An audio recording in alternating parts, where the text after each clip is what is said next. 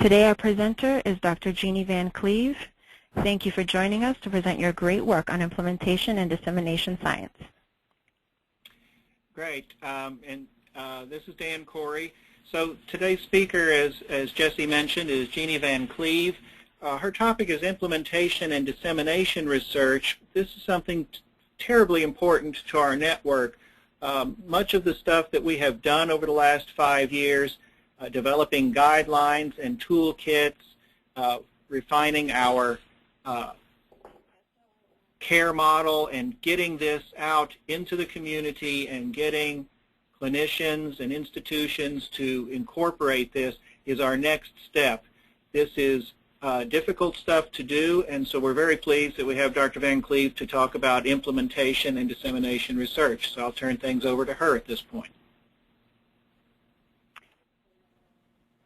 Thank you very much. It's very nice to be able to talk with you guys today. This talk was sort of prompted by a discussion that I had with some of you around the way that we can get all the good work that you guys have been doing into sort of more routine practice and to be more broadly disseminated and used for children with autism everywhere. So with that, we can go ahead and Jesse, I'm not sure how to advance the slides. Just let me know when you're ready. Just say next, and I'll take care of it for you. Very easy. Okay, so next slide, please. So this is a general overview of what I'm going to be talking about today. First is the role of implementation science in accelerating the adoption of evidence-based care for children with autism spectrum disorders. Really,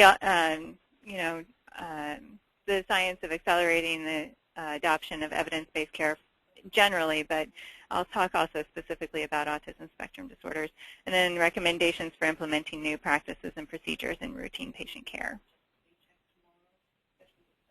Next.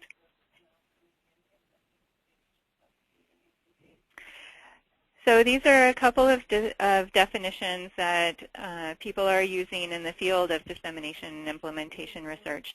So dissemination is a targeted distribution of information and materials to a specific public health or practice audience. Dissemination is one of the goals is to really spread knowledge that has been generated in the research setting. Implementation is the use of strategies to adopt and integrate evidence-based interventions and change practice patterns within certain settings.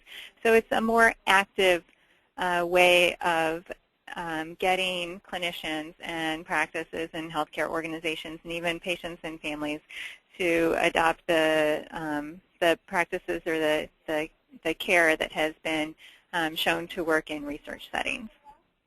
Next.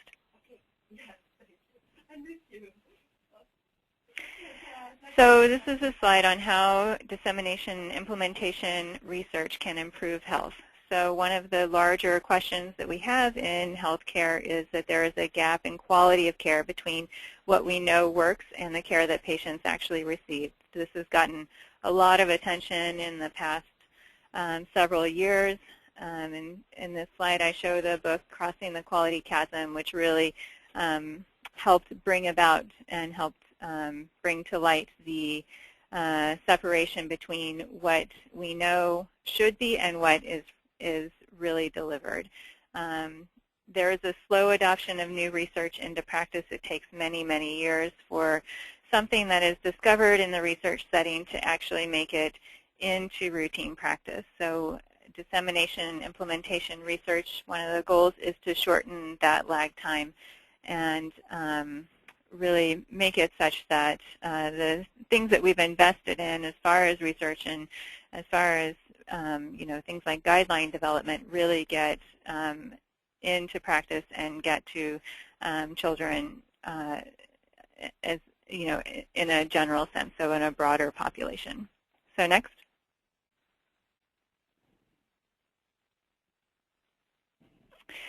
So this is also just a schematic to really demonstrate that scientific discovery often starts at the bench and then it goes to the bedside, and then the third step is as it's implemented into practice.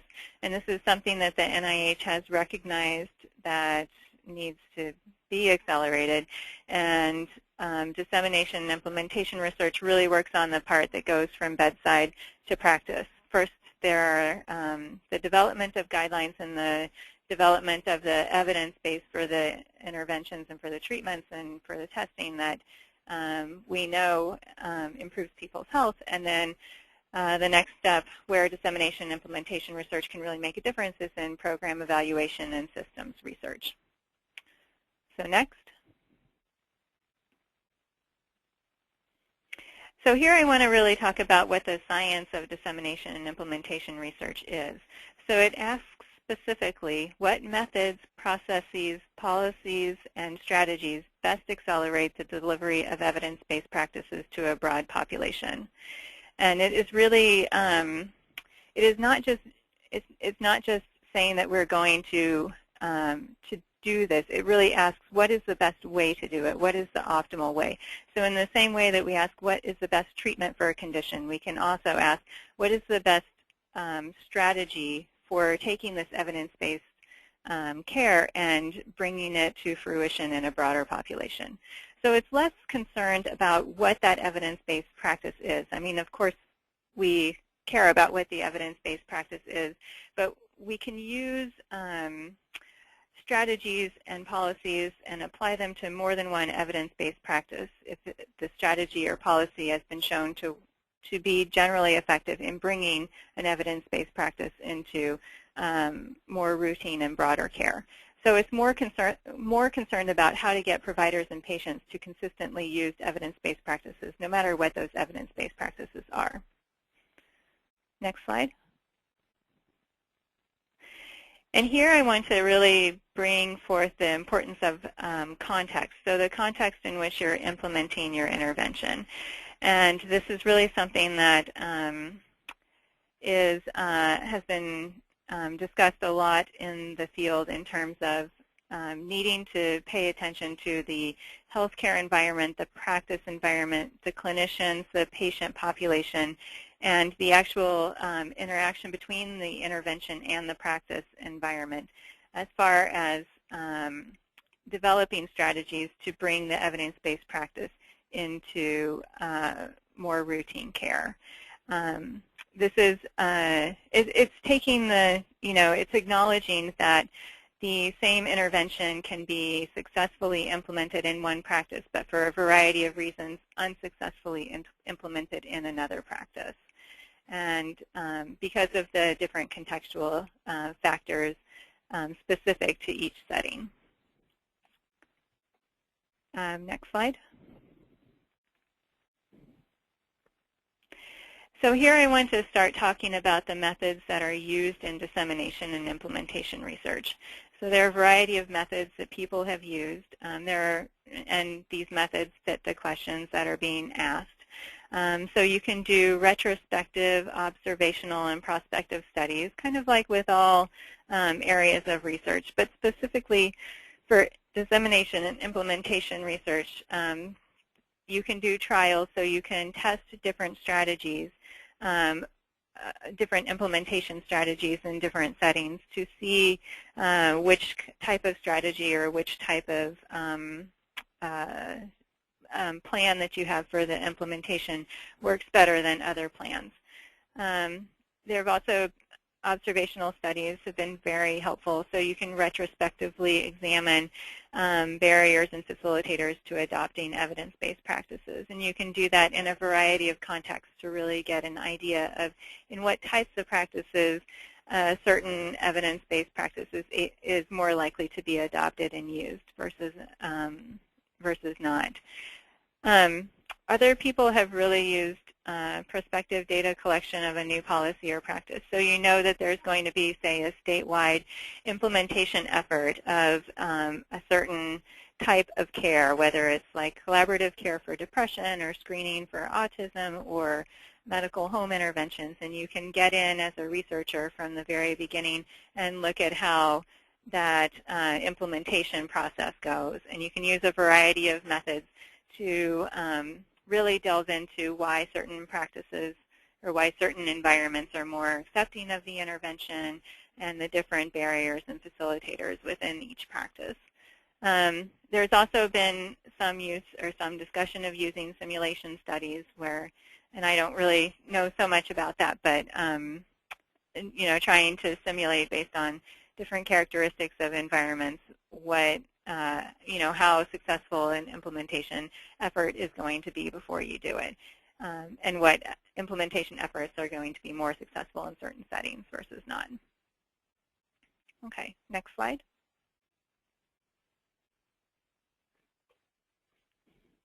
So one important thing to know about the methods used in dissemination and implementation research is that patient-level RCTs generally cannot be done.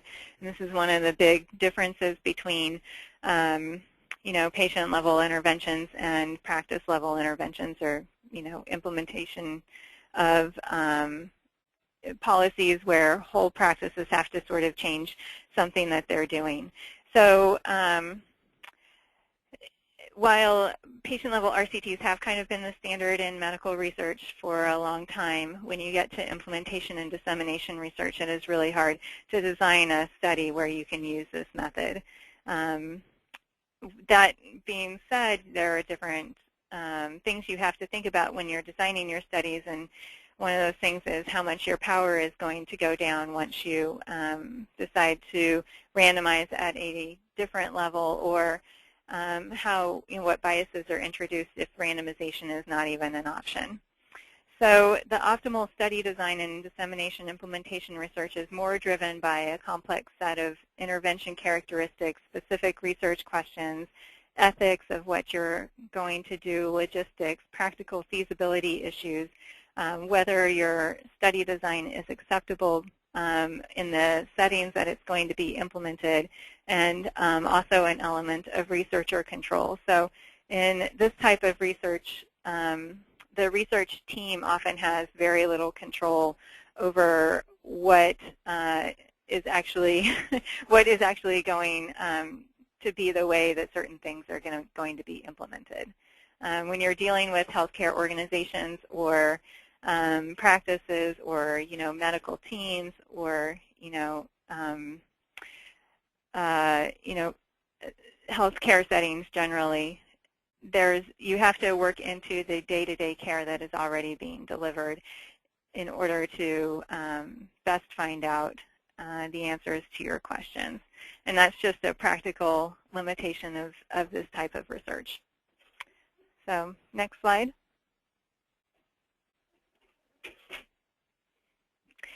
So here I list some of the example methods that you can use for testing interventions. So a lot of people do cluster randomized trials. So say, for example, there's an initiative within a primary care practice network, and they're looking to test whether this toolkit or this model of care, this integration strategy is going to result in better patient outcomes, and they're willing to have practices randomized. Since you can't randomize by patient, you have to randomize by practice. Another strategy that's used is waitlist control practices, and this is a little bit more acceptable to practices who are participating in the trials, because eventually they will get the intervention. Phased rollout is another popular way of doing this, and often these interventions are fairly complex, and so when you work with a team of people who are going to roll out this intervention, they're often perfectly fine with trying it in one practice at a time to sort of work out the kinks. Again, it introduces all kinds of different biases, but at least within that phased rollout, you can have a comparison group, which is the practices that haven't gotten the intervention yet, to be able to control for some time variables. There are also natural experiments. So one example is Massachusetts started mandating developmental screening at all well-child visits, and there wasn't a phased rollout. They did it all at once in all of the practices. And so in studying that, we didn't really have a comparison group, but it was just sort of, that's what we had. So in that situation, you do pre and post measurements, and you can also do time series where you look over time for trends, seeing where the intervention was started and comparing the before and after. Next slide.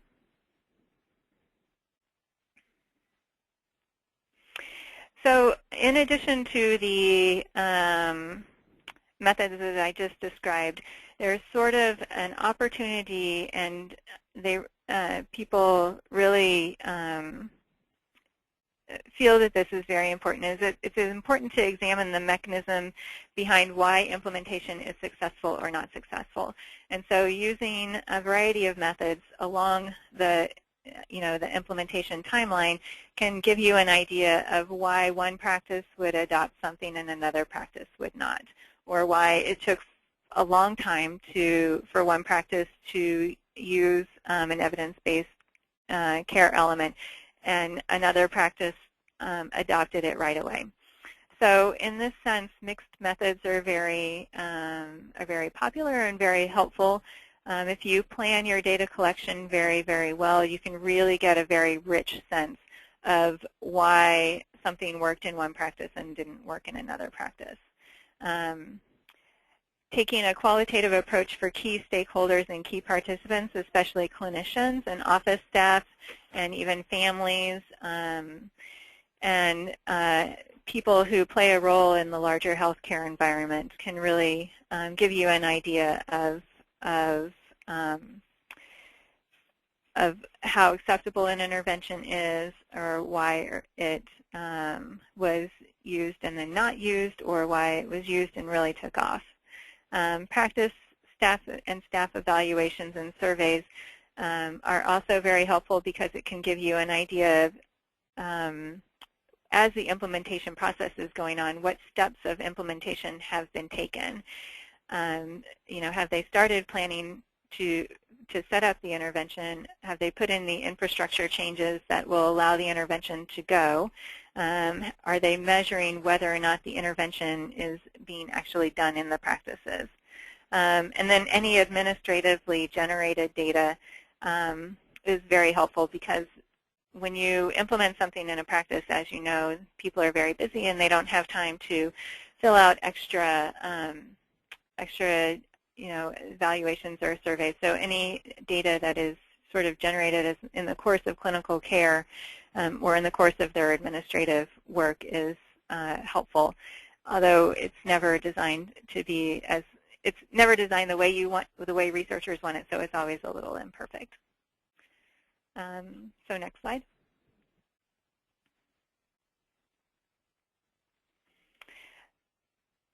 So accounting for variation among sites is, again, one of the things that will really tell you why in certain settings one thing works and in another setting it doesn't. So gathering practice, provider, and patient baseline characteristics can often shed light into why that might be the case. And it will help you account for the variation in implementation, or how some practices, as I said, may implement the intervention differently than others. Next slide.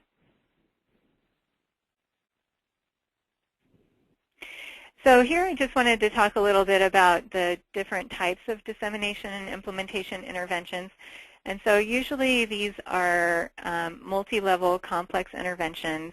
They are things like the Institute for Healthcare Improvement has a whole process by which you implement new changes in practice.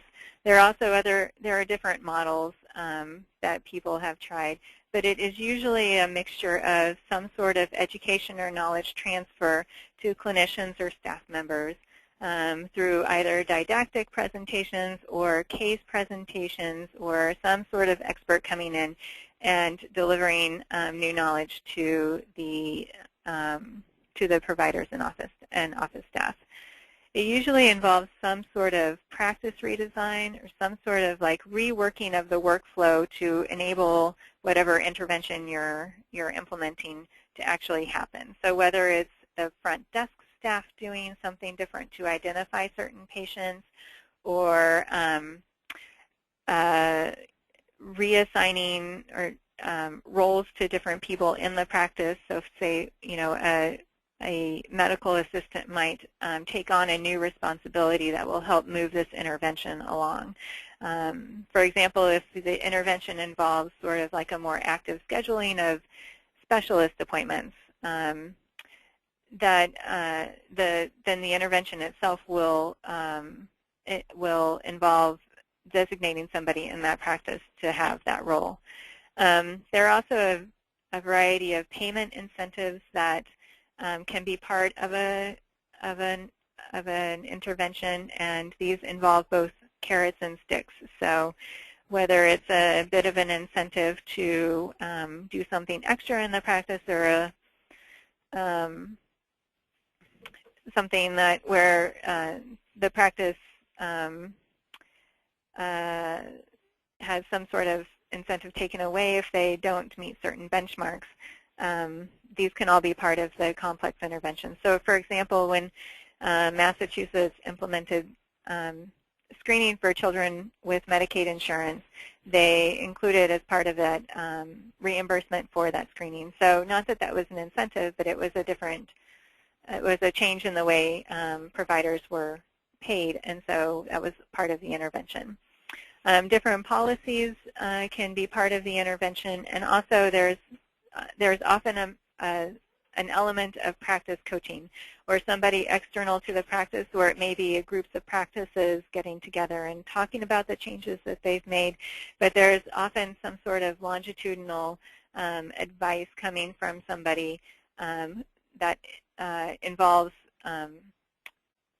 advising the practice on how they could change their workflow, change this or change that, or implement different parts of the intervention in a different order that might help, that might make the implementation more successful. So next slide.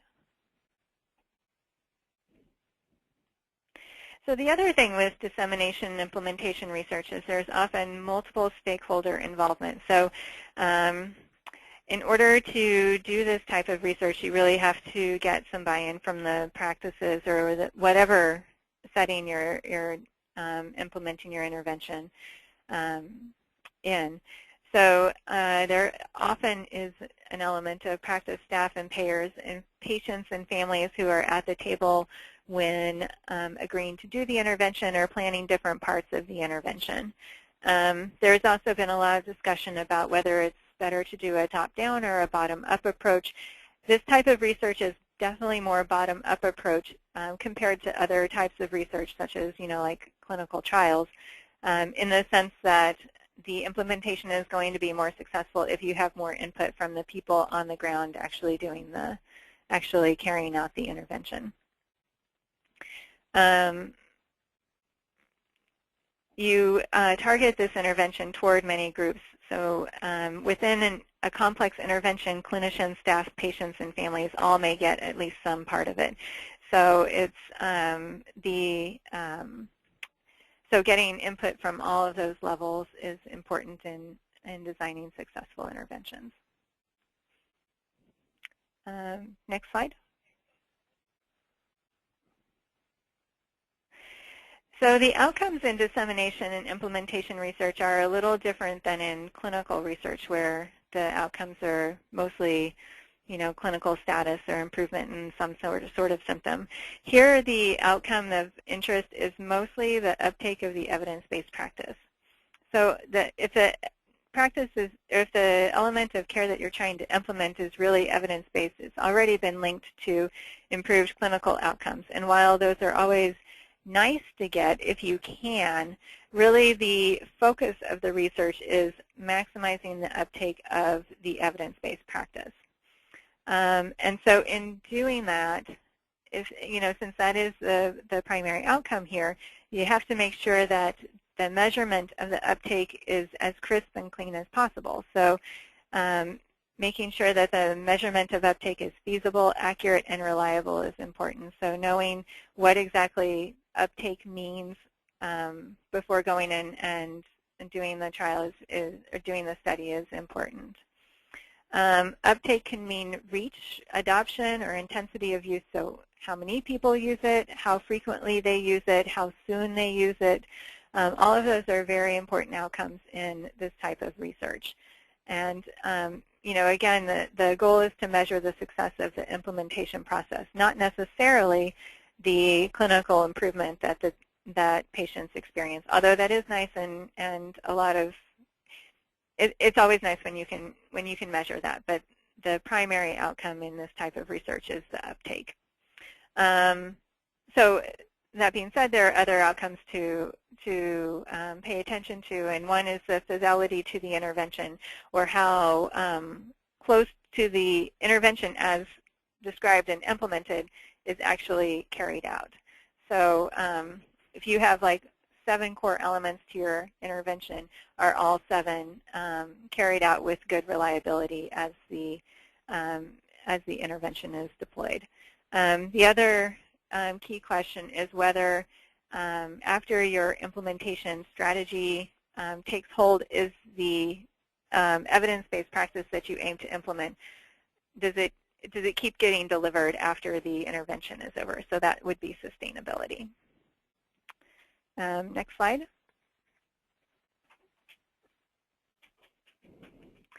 So there are a range of additional outcomes specific to the dissemination and implementation process that are also very interesting to measure. So you can measure acceptability, or how acceptable either the implementation process or the intervention or the evidence-based practice is itself to the people delivering it. You can also measure whether or not your implementation efforts interfere with other practice functions. You can measure cost of both the evidence-based practice but also the implementation process. So if the implementation process is costly in terms of staff time or learning, then that's important to know.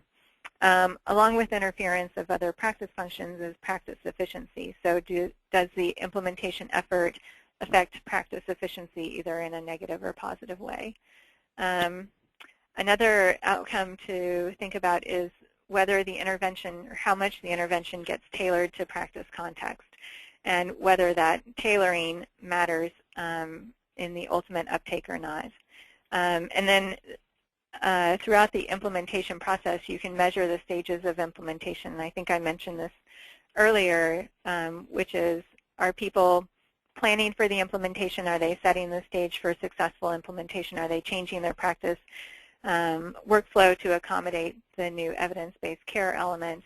Are they doing it? Are they measuring it? And are they sustaining it? So next slide.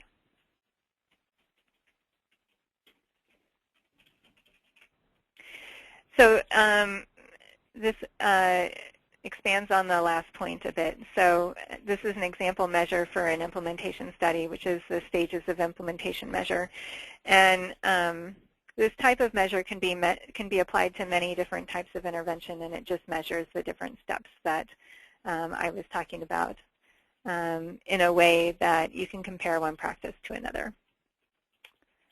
Next slide.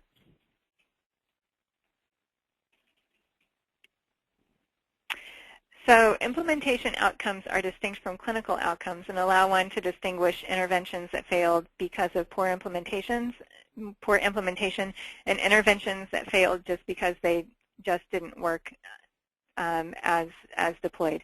So if you're measuring both the implementation outcomes and the clinical outcomes, you can really distinguish between these two situations, which is important in figuring out what to do next as far as expanding the evidence-based practice. Next slide.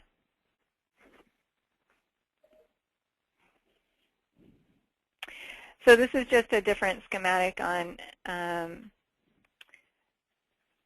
how you can measure a range of outcome types. And it just divides the outcome types into implementation outcomes, quality outcomes, and clinical outcomes to show that you can measure all 3. And within those, by measuring all 3, you can really very much with a degree of fineness or a degree of granularity, isolate where, if the whole strategy did not pan out, you can isolate whether it was an implementation problem, a quality problem, or even if implementation and quality went very well, you can still, for some reason, have a clinical outcome that you didn't anticipate or that wasn't better than your control practice. Next slide. So here I wanted to just show you an example of an implementation study. So this is a DIAMOND study, and it's a natural experiment of implementing collaborative care for depression in 75 primary care practices. And they used practice facilitators, or people external to the practice that would come in and advise the practice on the changes that they needed to make in order to implement this collaborative care model for depression. It was a 7-component model, which had different components of care as far as sharing records with mental health professionals, being more involved in the care of depression from the primary care provider's perspective, developing registries and that kind of thing. They measured the uptake over time with practice surveys, so they would survey practices periodically about the different steps of implementation that they had taken to roll out this model. It was a phased rollout, and it assessed depression outcomes, but it also use of the intervention at the clinician and practice level, and also quality of care. And this was a real-world example. So 75 primary care practices, and I think this took place in Minnesota, and it was part of an initiative, that uses a common mechanism. It was a very sort of like end-user study of this effort. So next slide.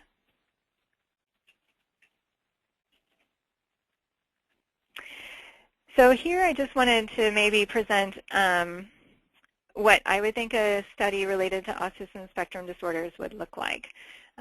So I know that this group has done a great job of developing guidelines for primary care for different aspects of care for children with autism spectrum disorders. And, with all guidelines, they're developed on the basis of evidence and expert review, and a lot of work goes into developing them, and they're very thoughtful. And so the aim is for a broad and robust implementation in a wide variety of practices, with the goal of delivering high-quality care to all children with autism spectrum disorders. So next slide. So in thinking about how one would design such a study, you could set it within a practice network. You could make it part of a state-level initiative. You could even implement it in practices that are aiming to achieve maintenance of certification credit within a healthcare institute or healthcare network or delivery system. Usually with these studies, it's very good to have a comparison group. It just makes it more robust. But like I talked about before, there are a variety of strategies to achieve this with phased rollout or waitlist control, which is very similar. Or you could try a a cluster randomized design as well. Next slide.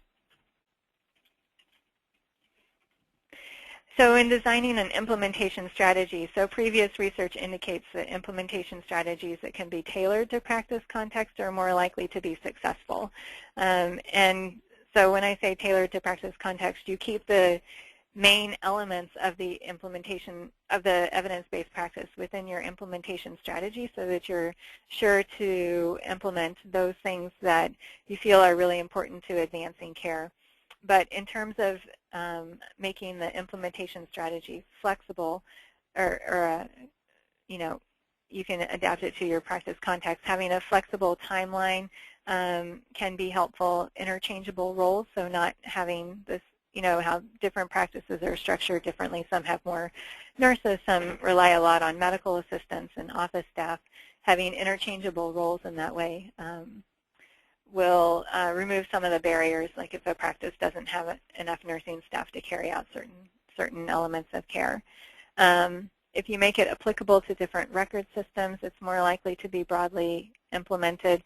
And then if you piggyback onto other practice organization elements, so if your guideline recommends a screening test for for toddlers, if you already have screening tests that you ask toddlers to participate in, if you can piggyback onto that, that workflow has already been laid out for you.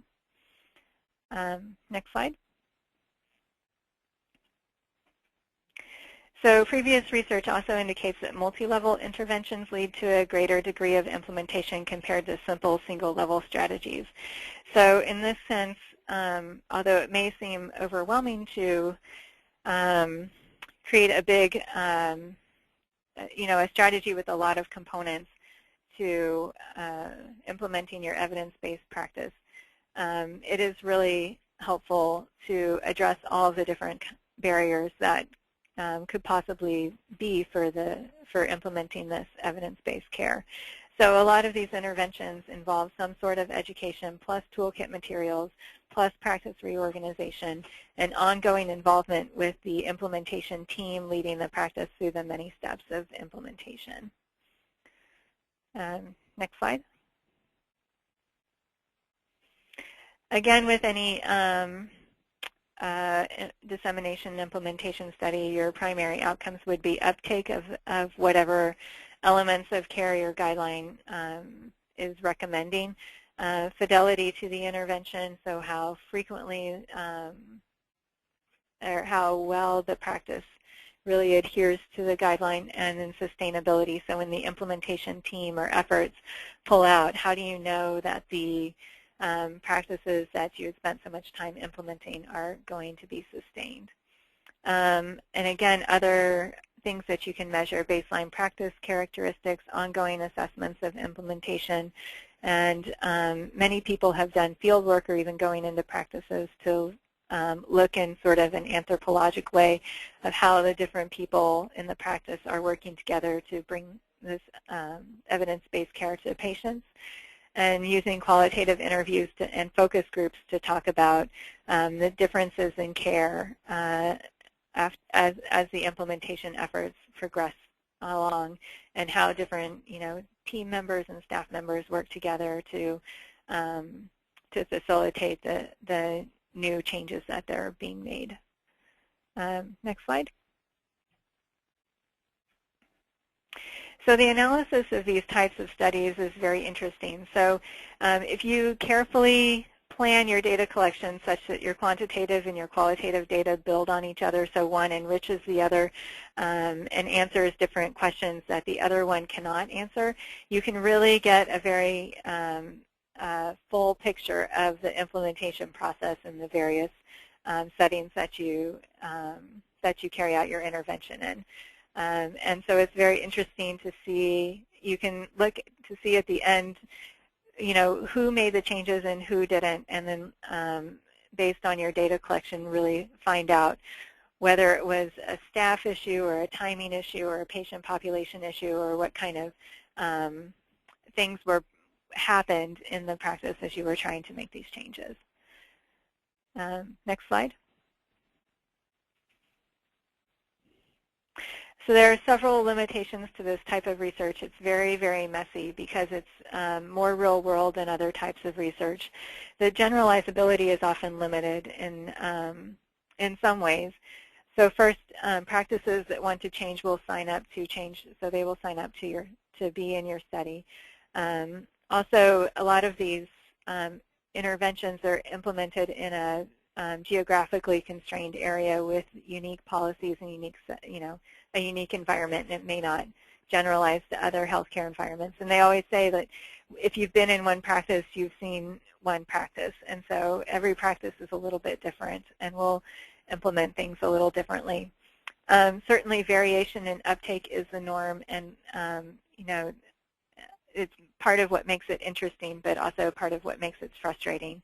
There are a lot of external validity issues, so you really have to pay attention to that along with generalizability. And then tailoring the intervention to the real world, it's difficult to control what practices do or do not do. And so really keeping a close measurement of how the intervention is going, or how the implementation of the evidence-based practice is going is very important. So next slide. So in an ideal world, we would identify and focus on the evidence gaps that are easiest to close while providing the greatest benefit. And then we would carefully and thoughtfully use the change strategies that we've identified through research that are the most likely to produce the greatest degree of implementation for the cost and efforts expended. Next slide.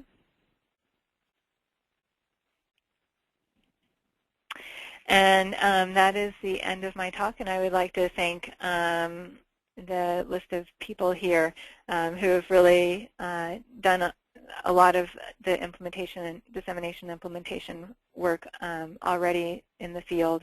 And I received training from the NIH Training Institute in Dissemination Research, Implementation and Dissemination Research and Health program. So thank you for that.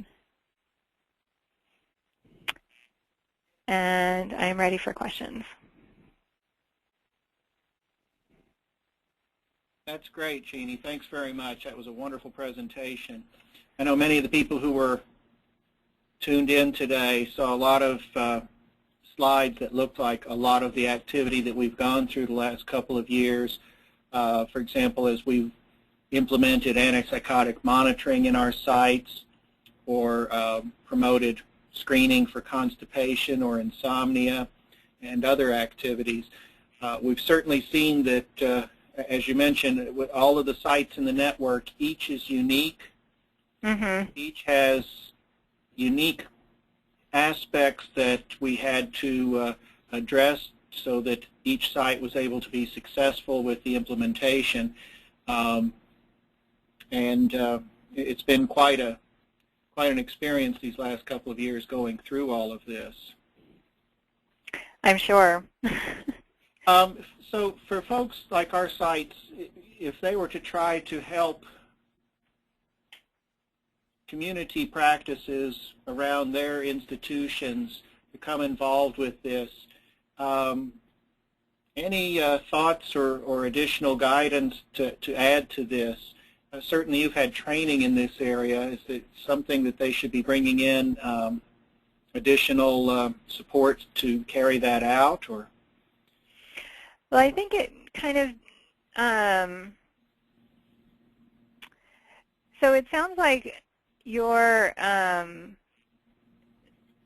general goal is focused on the on getting the practices to implement the guidelines, correct? Yes, that has been it, yes. Yep. And so if you wanted to study it more rigorously, there are things that certainly you could do. But in the sense of just trying to get the practices to do the things within the guidelines, like antipsychotic monitoring, for example. There are certain sort of practice elements that are more amenable to doing things like that, so more organized practices that are on electronic medical records, practices who have the bandwidth to have somebody regularly monitor that. Those practices are going to be more successful at implementing something like that. Certainly if they already have some sort of program where they're monitoring patients for something, asthma or vaccinations or something, they can piggyback on to that. But it really does kind of get to what the practice has already in place to that can dictate how successful that practice is. There are some practices also that are willing to just take on new changes more than others. So there are high change practices and low change practices. And if you get a high change practice, they may be willing to they may have the bandwidth to make more changes generally than other practices, as I'm sure you've seen. Yes, and I think that one of your slides that pointed out some of the factors that help identify practices that are interested in changing, certainly incentives such as financial incentives. A common one we're seeing now across the country is getting credit for maintenance of certification as quality improvement activities in a practice, and then others that simply have the sincere desire to improve because they see that this is a problem in their everyday practice and they want to change. Yeah, and there are instruments that can help rate practices as far as their propensity to change. So asking questions like, you know, my practice has a practice improvement team, or my practice sets aside time for practice improvement activities, and everybody in this practice has a role in making changes, and, you know, we have multidisciplinary teams in our practice. I mean, those are kinds of things that are clues to whether a practice can take on change easily or whether changes fall flat.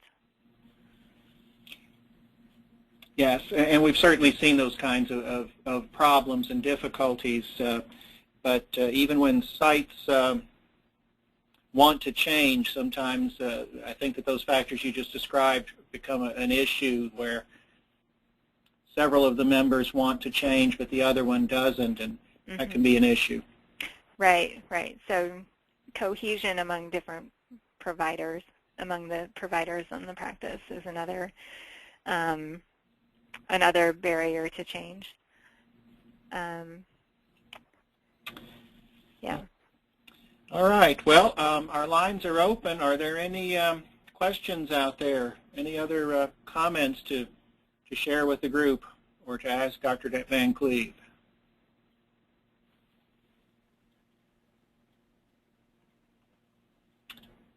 Okay.